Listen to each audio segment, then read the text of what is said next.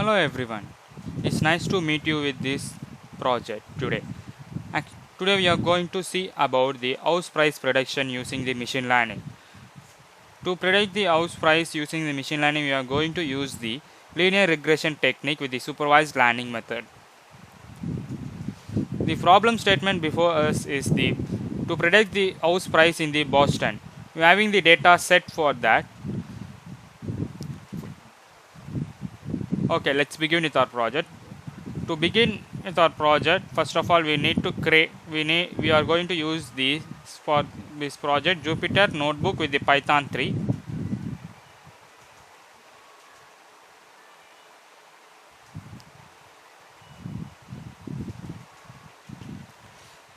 before before getting into our project, we first of all we need to install the commonly used machine learning libraries such as the NumPy, Pandas and Matplotlib. And Matplotlib lamination is used for the animations, and the scikit-learn. From the scikit-learn is the most popular libraries for the datasets and other machine learning purposes. The next step is to begin to load our dataset. The Boston dataset is actually inbuilt with the scikit-learn, so we are loading that from scikit-learn datasets. Import the Boston, load the Boston. This command given here to load the dataset from the scikit-learn. And next, we are loading our dataset now into our notebook. Print description. The print description Python.description shows the overall description of our data set, such as CIR and the per capita crime rate by the town and the proportion of the residential landed zone lot over the 2500 square feet, such as there are many things. Before getting into our project, first of all we need to have a good reference and basic overview of our data set. It will be useful to explore our data very well. And the futures are called the headings of these things we are called as a futures. And next one, we are going to load. In this we are going to see the particular future itself. It means there are the 13 futures there in the data set.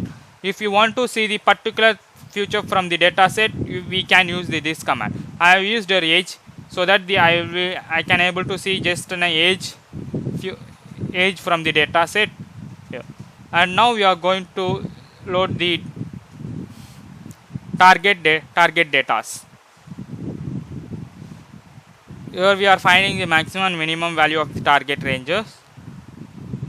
The concurrent is the future which you use to attach the target future with the other futures. We are using the access equal to 1. Basically the concurrent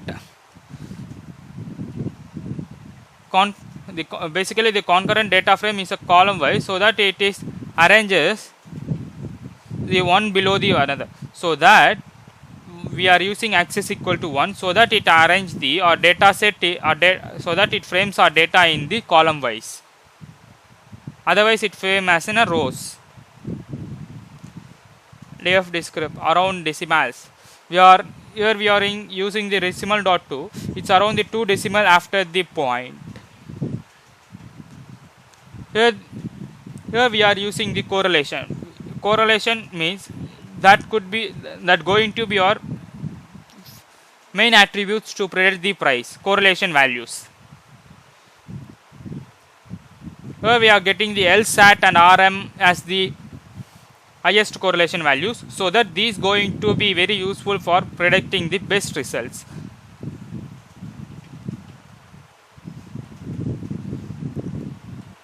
And here we are normalizing the data. These all the things we are called as the normalizing the data. Means we are finding the minimum and maximum scalar which we have imported from the scikit-learn. These values may be differ from one to others there. And this is our error function. We are separating our test and training data here. The training test size 0.2 means it's approximately 20% of data we are using for the testing purpose, and 80% are you going to use for the training purpose. And the algorithm we are going to use for this project is gradient descent. The gradient descent algorithm is known as the optimization algorithm, and this algorithm is very suitable, mostly used for, and very suitable algorithm for the linear integration. And the cost function we are using is the mean squared error function that we will be see it in later. Now we are going to plot the training graph. For that we are using the matplotlib, which I imported earlier. Here the photo is X train, Y train, color red. The red dots are the with which data we have separated before.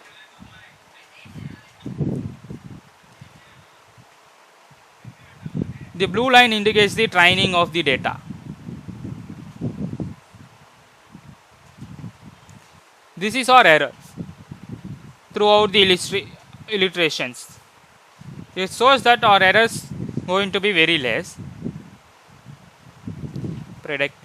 Here we are predicting the values. This is our cost function which I have used, the mean squared error. There are another error function is called a mean absolute error. There are many, and these both will be most commonly used cost functions, error functions, maybe also the.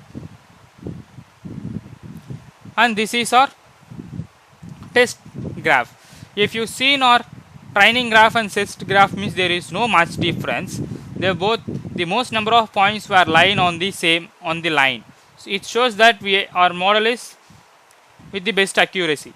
And these are our predicted prices. Okay guys, that's for today. Thank you.